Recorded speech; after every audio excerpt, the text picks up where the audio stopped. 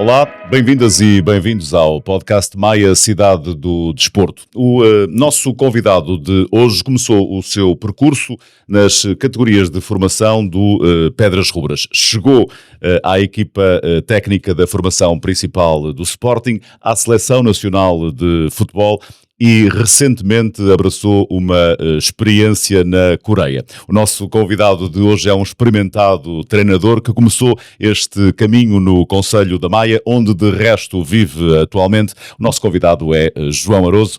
Bem-vindo, muitíssimo obrigado, por estar connosco. O prazer é nosso e agradecer a sua participação neste podcast, onde de resto lhe diz muito, tendo em conta que começou, como dizia, aquilo que gosta de fazer nos escalões de formação do Pedras Rubras. Foi um acaso? Havia esse objetivo desde sempre, João? Isto faz-me recuar às minhas memórias... E o que eu me lembro desde pequenino, primeiro as fotografias mostravam eu sempre com uma bola. Depois lembro-me, tenho memória ainda, de ir com o meu pai, muito, muito pequenino ainda, de ir com o meu pai ao Estádio das Antas.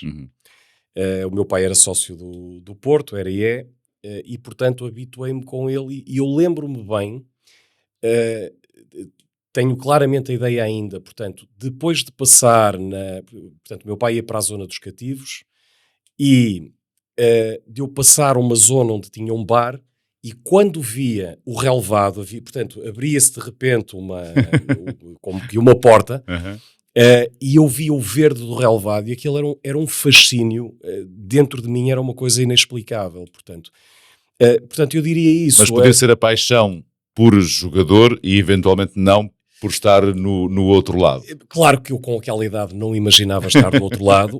A paixão, mais do que propriamente pensar em ser jogador ou outra coisa qualquer, era a paixão pelo futebol. Era a paixão por tudo aquilo que eu via no relevado. Pelos jogadores, pelo jogo. E, portanto, sou um apaixonado por futebol desde muito pequeno. Os caminhos levaram-me... Eu joguei num nível baixo na formação. Gostava muito de jogar, mas obviamente percebi que não era suficiente para poder fazer disso vida. E pronto, e segui um outro caminho, a área de economia, enfim, um bocado para onde ia toda a gente naquela altura. Mas...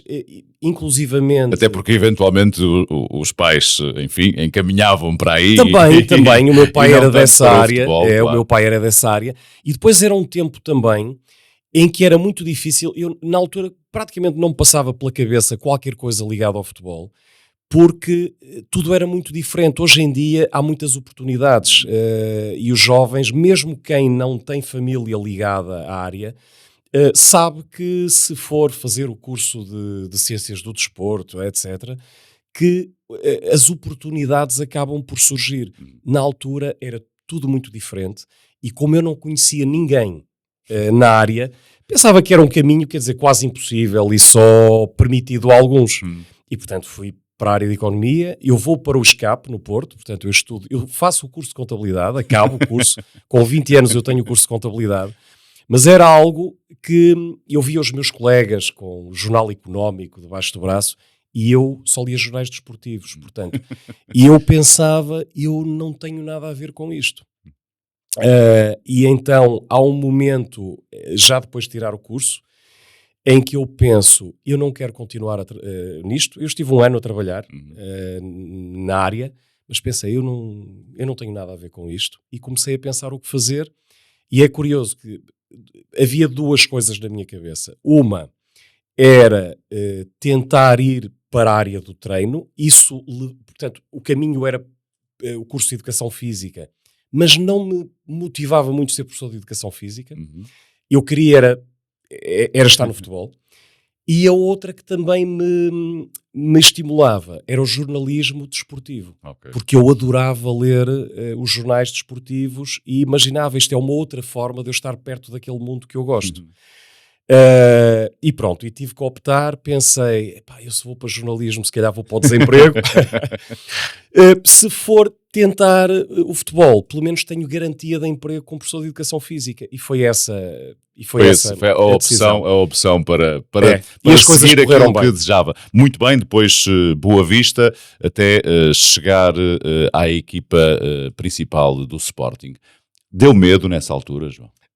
Deu. Eu lembro-me alguns detalhes. Eu estava na altura, portanto, eu era treinador da formação do Boa Vista. Foi um salto gigante para o Sporting.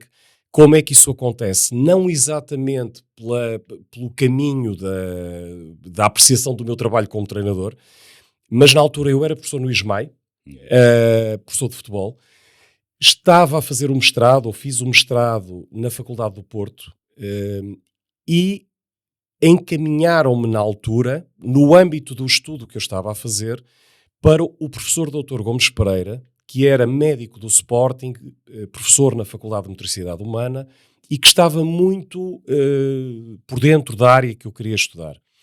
E encaminharam para ele, da Faculdade do Porto. Pronto. E foi esta a razão, portanto, gostou de mim, e quando surgiu o momento, portanto, reportando há muitos anos atrás, quando o Boloni sai, e o Fernando Santos é o eleito para ser o treinador. Faltava o preparador físico. Exatamente. E incumbem o professor Dr. Gomes Pereira para referenciar a pessoa. Portanto, nessa altura estava previsto eu ir trabalhar para a Academia Sporting como treinador da formação, e há um belo dia, entre duas aulas do ISMAI, em que eu por acaso felizmente tinha o telefone ligado no intervalo e recebo um telefonema do Dr. Gomes Pereira que me pergunta se eu me via na função de preparador físico. E eu pensei, bem, ele deve estar a falar dos júniores, quando muito equipa B, e ele de repente começa-me a falar, que o Boloni vai sair, vai entrar um novo treinador, e incumbiram-me, e aquilo que estava a dizer, o tal medo, eu comecei a sentir a barriga aqui, as borboletas, não é? Sim. E ele perguntou-me, e ele disse-me algo assim: conhecimento eu sei que tem, eu só quero é perceber se sente à vontade, porque estamos a falar... Confortável, pois. Com os craques. Confortável, os jogadores que você está habituado a ver na televisão, e portanto eu naquela altura, em muito pouco tempo, eu pensei, eu se disser a verdade, que é não me sinto confortável, vou andar a dar cabeçadas na parede a vida toda. Certo. Portanto tenho que dizer que sim, que me sinto confortável, e pronto, e vamos embora. E assim foi. E foi um risco, e foi um caminho bem traçado. Daí depois acompanhou Fernando para a Grécia, julgo. Eu depois trabalhei com o Fernando Santos no AEK de Atenas. Entretanto, o Paulo Bento assume o Sporting, a equipa A, e convidam-me para voltar. E numa decisão muito difícil na minha vida, porque eu estava muito bem no AEK de Atenas, acabo por aceitar regressar. E depois sigo com o Paulo Bento para a Seleção Nacional. Já que paramos na Grécia, há diferenças culturais grandes, também há algumas semelhanças, mas o futebol na Grécia, pelo que percebemos, tem adeptos muito intensos, não é? Muito intensos. Aliás, o retrato disso é jogos entre os grandes clubes gregos. Portanto, eu trabalhava no AEK de Atenas. Jogos quando fosse com o Panathinaikos, não é? Portanto, diria que os quatro grandes, AEK de Atenas, Olympiacos, Panathinaikos e PAOK de Salónica. Jogos entre estas equipas, não há visitantes da equipa de fora. Ok. Só para já perceberem qual é o nível, para não dar confusão. Exatamente, para não dar confusão. Portanto, só adeptos do clube da casa. Eu recordo-me naquela altura que praticamente em todas as jornadas havia algum estádio interdito a público, por castigo, por armarem confusão, não é?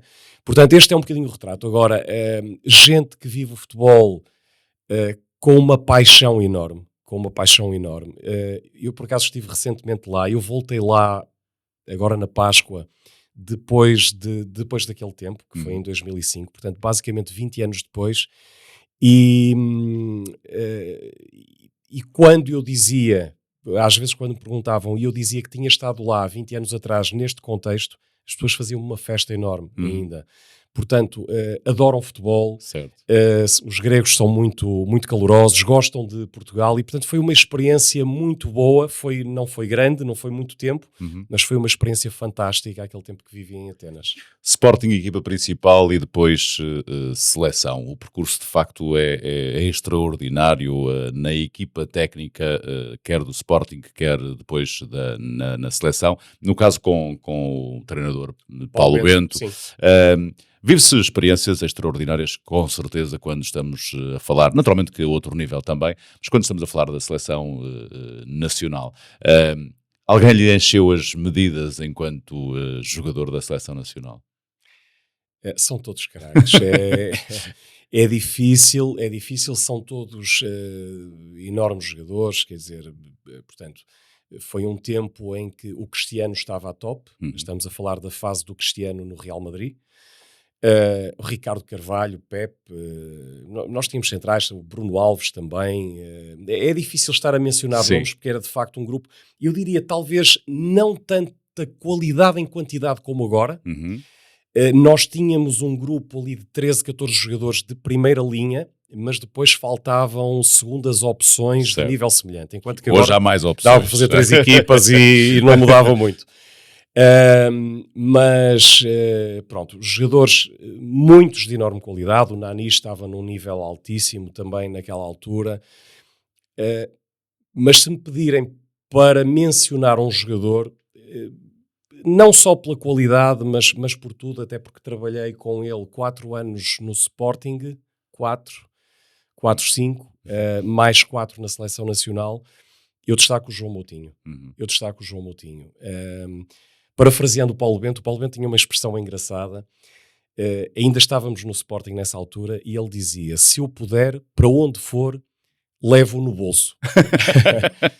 Porque é de facto... É um relógio, pessoa, não é? É impressionante, é impressionante. Pela pessoa que é, pelo jogador que é, pela inteligência, pelo profissionalismo. Nunca ele se lesiona, é uma coisa inacreditável. Mas não tem medo de ir ao choque. Não tem medo, ele levava porrada. Eu lembro mais ainda no tempo de Sporting, ele levava porrada porque era de facto um jogador determinante na equipa. E portanto... enfim, entre grandes, enormes jogadores com quem tive o prazer de trabalhar na Seleção Nacional, mas por todas estas razões, o João Moutinho, até pela ligação quase também afetiva que se criou de muito tempo de trabalho, eu lembro-me que o primeiro jogo pela Seleção Nacional foi no Dragão contra a Dinamarca, ganhamos 3-1. Portanto, quando sai Carlos Queiroz e entra Paulo Bento, já tinha havido 2 jornadas e nós entramos na terceira jornada contra a Dinamarca no Dragão.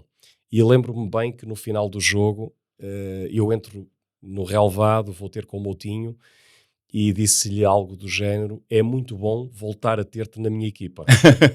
Porque de facto depois do Sporting. Há muitas cunhas nessa altura ou muitos pedidos quando se está na seleção, os amigos ligam muito. Bilhetes, camisolas. Bilhetes sim, camisolas às vezes também. Aliás, é algo que acontece também agora. Pede lá ao Cristiano Ronaldo, ao João Moutinho para assinar uma camisola. Porque as pessoas por vezes não têm ideia. Eu não peço camisolas a jogadores.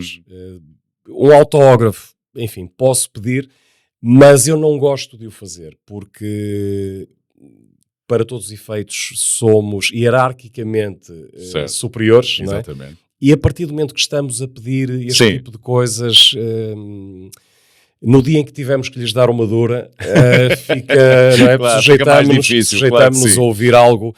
Agora, as pessoas obviamente não têm noção, não fazem por mal. E por vezes lá vinha, consegues arranjar uma camisola? Eu lá explicava que nem para mim eu pedia, nem para o meu filho eu pedia. Agora bilhetes sim, bilhetes era muito comum, mas às vezes há pessoas que, enfim, que já não falam connosco há uns anos, mas quando chega aquele momento lembram-se. Nessa altura ligava. Olha, houve uma altura em que assumiu o comando técnico de equipas, nomeadamente também da seleção, mas da seleção de sub-15, sub-16, o Braga B também. Sub-20 de Marrocos, enfim, que somatório de experiências é este? Todas elas vão permitindo crescer. A seleção sub-15 aconteceu numa fase depois da saída da seleção nacional, portanto, quando a nossa equipa técnica saiu. Eu, nessa altura, optei por não continuar a trabalhar na equipa técnica do Paulo Bento e algum tempo depois tive o convite da Federação que me honrou para voltar, porque é sempre um sinal quando temos um convite para voltar a um sítio onde já estivemos. E para experimentar algo que era diferente, que era estar na posição de treinador principal, apesar de ser com miúdos, sub-15, mas eram miúdos já muito graúdos. Àquele nível são já bastante graúdos. E, portanto, foi uma experiência que eu gostei bastante. E seguiram-se essas do Braga B, da seleção sub-20, numa faixa que eu gosto muito de trabalhar, aquela faixa de sub-21. Da transição. Aquela transição é difícil. Aliás, trabalhar numa equipa B é dificílimo, por razões que se imagina, de jogadores que vão treinar à equipa A, nunca temos um grupo certo. Marrocos... Jogadores que descem à equipa B, que não devem estar muito contentes. Exatamente. Passei por essas experiências todas e tudo isso nos dá traquejo, nos prepara. Marrocos também uma experiência muito boa nessa faixa etária, com jogadores de enormíssima qualidade. Aliás, agora vê-se o que a seleção principal de Marrocos está a fazer. Tem enorme qualidade, uma paixão pelo futebol incrível, tem uma particularidade interessante e que se calhar muita gente não tem noção, é que há dezenas e dezenas de jogadores marroquinos a jogar na Europa em escalões de formação, portanto, de segundas gerações de imigrantes, e, portanto, o meu trabalho passava muito também por ver jogadores que jogavam na Holanda, na França, em Espanha, na Bélgica. Filhos de a jogar nesses clubes, alguns a jogar nessas seleções desses países, mas que podiam jogar pela seleção marroquina. Portanto, foi uma experiência também muitíssimo interessante e, portanto, é o somatório disso tudo. Às vezes perguntam-me o que é que eu quero fazer. Depende, coisas que me estimulam. Depende do projeto, naturalmente. Depende do projeto. Aliás, é o somatório disso tudo que eventualmente o leva a ter o convite para assumir a direção técnica do Famalicão, mas é também o somatório de todas estas experiências em Portugal ou fora que o levam agora até à Coreia. Enfim, como é, nesta altura, a vida do João com este Maia, Portugal, Coreia? Como é que fazemos isto? Foi de facto algo que surgiu e que me despertou muito interesse pela qualidade da seleção, pela qualidade, enfim, alguns jogadores são de primeira linha de futebol mundial, como se sabe, pelo país, pela opinião muito positiva que eu tinha do país, mas depois havia aqui uma questão difícil, obviamente. Eu tenho família, o meu Aliás, filho... li alguns que disse foi a decisão mais difícil que tive. Foi. Eu tinha tido uma muito difícil na altura, como disse, quando foi voltar do AEK de Atenas para o Sporting, mas esta acho que superou. Estava a dizer que o meu filho joga no Pedras Rubras também, portanto, e o meu filho tem 14 anos, portanto está numa idade em que os amigos e eu sou uma pessoa de família e não conseguiria nesta altura ir para o outro lado do mundo e deixar a família cá em permanência. Certo. Portanto, foi uma condição que eu coloquei, pela experiência também que tinha de seleções, sentia que era perfeitamente viável, ainda por cima tendo a seleção coreana, tantos jogadores a jogar na Europa, claro. Portanto, ter alguém que pode estar mais próximo e acompanhá-los, visitá-los, ver jogos, para além de que, portanto, e isso levou a que acedessem a que eu passasse uma parte significativa do tempo cá, na Maia, portanto, há muita coisa que eu consigo coordenar em termos de trabalho a partir de cá, e obviamente depois quando viajo vejo jogos da Liga Coreana também, temos as nossas reuniões e as coisas têm fluído muito bem. Não alinha na totalidade das opções alimentares na Coreia, certo? Não alinho, mas aquelas mais estranhas para nós, e eu nunca me deparei com elas, também tenho que ser justo, nunca me deparei com elas. A comida não faz parte do plano alimentar dos jogadores da seleção. Não, é muito bom, é muito difícil optar, mas pela quantidade de opções em qualidade, não, a comida é diferente, obviamente, mas é muito boa e não constitui um problema de forma nenhuma. Dir-me-á se verdade ou não, mas no futebol coreano as mães dos árbitros não passam pelos problemas que as mães dos árbitros cá passam. São consideradas umas santas. É fantástico. Agora já é normal, já me habituei, mas no início eu estranhava, porque então, mas ninguém insulta, ninguém assobia, árbitros, mesmo a equipa da casa, por vezes equipas que têm obrigação de ganhar, a não jogarem nada, não ganham, está tudo bem, não há... E isto para mim era muito estranho, porque não estou habituado a estas coisas. Mas alguma vez sentado no banco, não sei se teve já essa oportunidade, teve o impulso ou também se vai segurando? Não, é um contexto diferente, porque naturalmente são jogos contra outras seleções, com árbitros de outras nacionalidades. Sim, já estão mais habituados. É outra. Agora, na Liga Coreana, em que eu só estou na bancada a observar, não é? É um ambiente de festa. Famílias, parecem os jogos de beisebol, que aliás é um desporto que equipara-se ao futebol lá, e portanto as muito famílias popular. estão durante o jogo, estão a almoçar ou a jantar, tranquilíssimos, e entretanto vão vendo o jogo. É umas pipocas. E depois há as claques, eles têm as claques organizadas também, mas sempre num ambiente festivo, muitas mulheres nos estádios.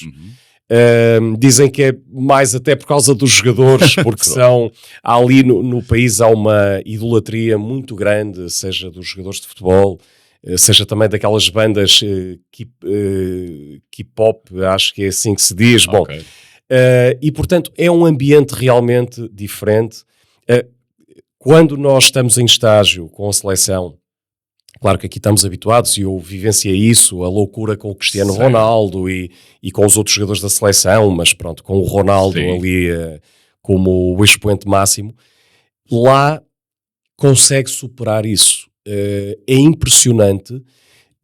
Nós estamos no hotel em estágio e há dezenas de pessoas, praticamente só raparigas, teenagers, em permanência, que levam banquinhos para estarem lá sentadas, levam uns colchões tipo de campismo para dormirem lá e não arredam pé. Estão ali o tempo todo, horas a fio, para a oportunidade, quando os jogadores passam para o treino ou no regresso do treino para o hotel, gritam por eles, eventualmente fotografar, mas... terem a possibilidade de fotografar, de um autógrafo, gritam de uma forma diferente daquilo que estou habituado. Então, João, esta camisola é muito valiosa. Então. É muito. É claro que o Son... É o número 7 da seleção, é o Son. O Son, naturalmente, à cabeça de todos. É uma explosão mesmo quando estamos durante o jogo. O Son, nestes últimos 2 jogos desta última semana FIFA, ele estava com uma lesão e, portanto, não jogou o primeiro jogo. No segundo, começou no banco, só jogou a parte final por causa dessa limitação. Sempre que a cara dele aparecia no ecrã, era uma gritaria no estádio tremenda. Gritos, enfim, de todos, mas especialmente as mulheres, porque é uma idolatria. Qual banda tremenda. dos Beatles, qual quê? É verdade.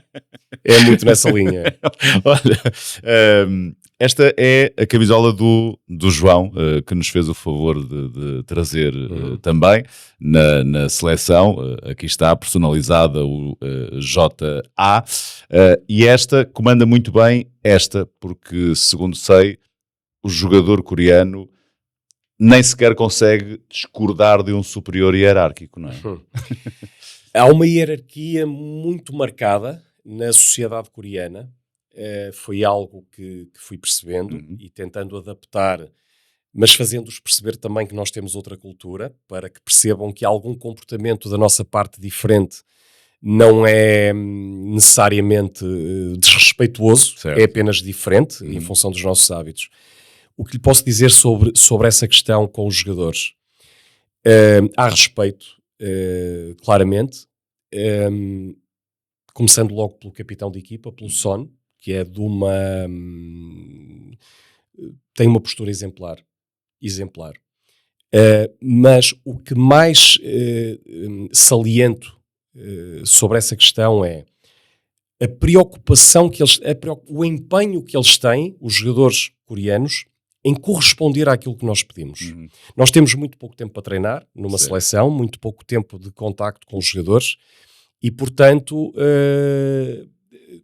isto é extremamente importante porque nós dizemos algo uma vez e eles de facto procuram fazer. E isto torna o nosso trabalho muito fácil. Portanto, tem sido um prazer de facto enorme. O feedback é que pode ser mais difícil, mas eles também já começam a ter a experiência internacional e, portanto, exatamente, os jogadores, já vão percebendo. Os jogadores que já têm essa experiência europeia sentem-se mais à vontade. Eu também, quando estando no campo com eles, eu peço-lhes esse feedback, eu abro para os colocar à vontade, para perceber o que eles sentem e, portanto, eles vão se abrindo também e expressando com mais à vontade. E vai pedindo isso em coreano?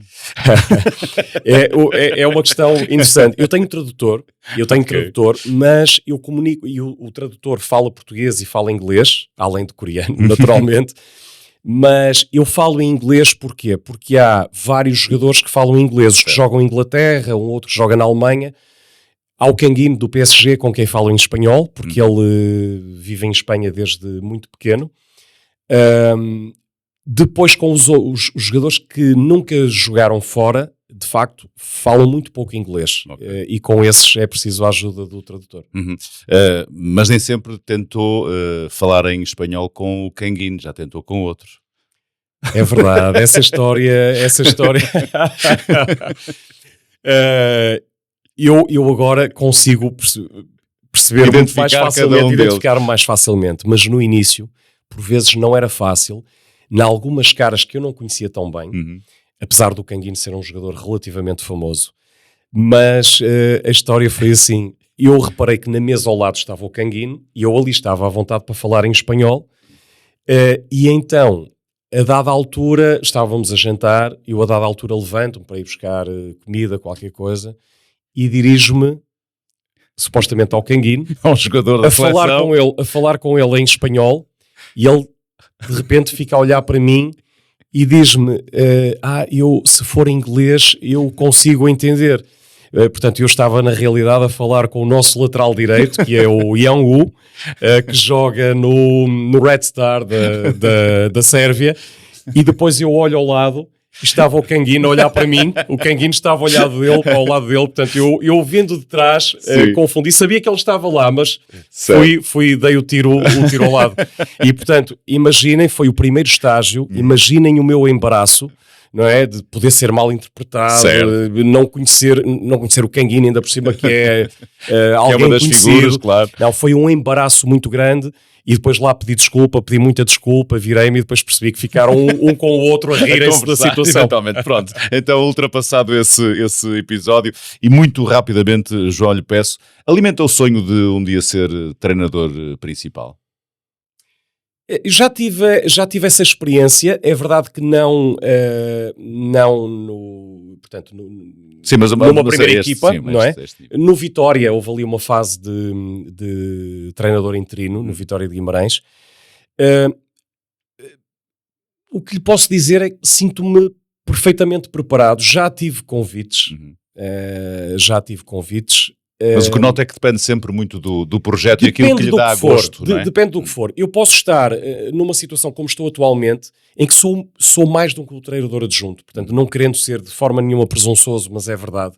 Eles vieram à Europa à procura de alguém para uma função especial, uma posição especial lá, que é mais do que um treinador adjunto. Eles chamam a designação formal é o Assistant Head Coach, mas é alguém de facto na preparação do treino, na organização de tudo, na condução do treino, especial, muito para além do que é um trabalho de um treinador adjunto.